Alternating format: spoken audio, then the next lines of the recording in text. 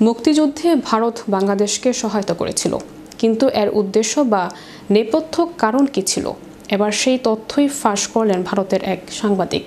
অদিতি রায় নামে সেই সাংবাদিক বলেন, বাংলাদেশ কিংবা সেই দেশের জনগণকে ভালোবেসে ভারত সহায়তা করেনি, বরং ইন্দিরা গান্ধী পাকিস্তানকে শিক্ষা দেওয়ার জন্য পাকিস্তানকে ভেঙে দুটুকরো করে তার ক্ষমতা, তার মিলিটারি পাওয়ার কমানোর জন্যই বাংলাদেশকে মুক্তিযুদ্ধে সাহায্য করেছিল।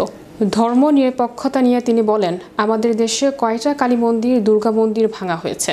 একটাও না, বরঞ্চ বাবরি মসজিদ ভেঙে দিয়ে সেখানে রাম মন্দির তৈরি করা হয়েছে। তিনি আরও বলেন, হিন্দুত্ববাদী RRS বিজেপি এবার আজমির শরীফ নিয়ে পড়েছে, তাই এবার ভারতের সংবিধানের মধ্যে ধর্মনিরপেক্ষতা নিয়ে প্রশ্ন উঠেছে। বারবার ধর্ম নিরপেক্ষতার শব্দ বাদ দেওয়ার কথা উঠেছে। তিনি প্রশ্ন রাখেন, বাংলাদেশে হিন্দুদের মারা হচ্ছে, ভারতে কি মুসলমানদের নয়?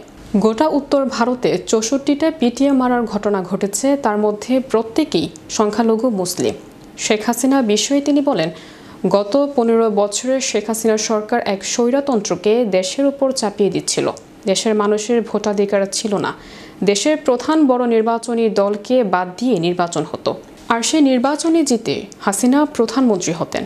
এ সময় তিনি প্রশ্ন রাখেন, তখন কি ভারতবর্ষের কেউ কোনো রাষ্ট্রপ্রধান বাংলাদেশের দূতাবাসে ঢুকে হামলা করছিলেন, দেশের গণতন্ত্র ফেরানোর কথা বলছিলেন?